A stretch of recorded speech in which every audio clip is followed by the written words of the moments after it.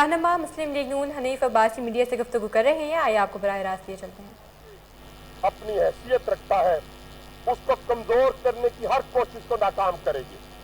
मुझे सजा होती है, मेरे साथी मौजूद हैं, मुझे बताएं मैंने किस जज साहब को गाली दी, मेरी फैमिली में से किस जज साहब के खिलाफ गालम गलौज करके फायरिंग की गई, मैंने किस जनरल के खिलाफ ये कह के यदि मेरे पे ज्यादती हुई है हमने बात की नहीं।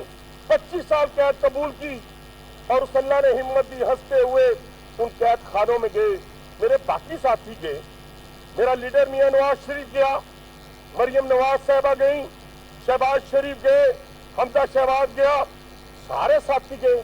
ख्वाजा साद रफीक 3 साल से नजदीक दोनों भाई जेल की 4 कोठरियों में रहे।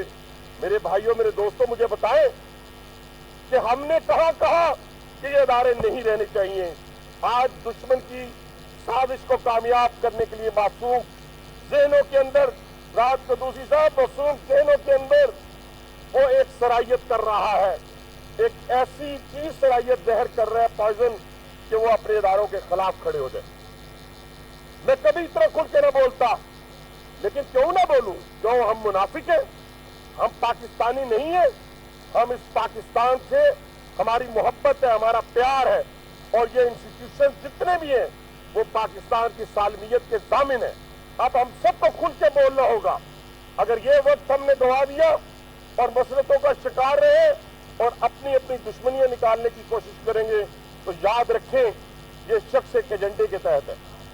मैं हकीम सईद से बड़ा इंटेलेक्चुअल किसी को नहीं समझता, मैं डॉक्टर इसरार अहमद से बड़ा स्कॉलर किसी को नहीं समझता। अगर वो 30 साल पहले इसकी खामियां बता रहे थे, तो मेरे पाकिस्तानी भाइयों, मेरी माओ, बहनों, बेटियों और यंगस्टर, मेरे बहुत ही करीबी दिल से करीब मेरे नौजवानों, जरा गौर करो। वही 77 की मूवमेंट थी, तहरीके निज़ामे मुस्तफा की बात हुई, बाद में क्या निकला था कि किसने उसको फाइनेंस किया था।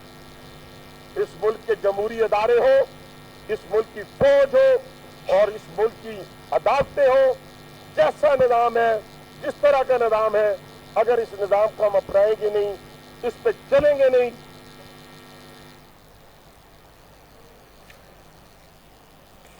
रहनुमा मुस्लिम लीग नून हनीफ अब्बासी मीडिया से गुफ्तगू कर रहे हैं। उनका कहना है मजहब का टच देने वालों को खुदा का खौफ होना चाहिए। रियासत मदीना का नारा लगाने वाला खुद चोर निकला। सैलाब से बहुत से लोग मुतासिर हुए और मुश्किल की इस घड़ी में सैलाब ज़दा भाइयों के साथ खड़े हैं। न्यूज़ स्टूडियो से फिल वक्त इतना ही। मज़ीद बाखबर रहने के लिए देखते रहिए कोहिनूर न्यूज़।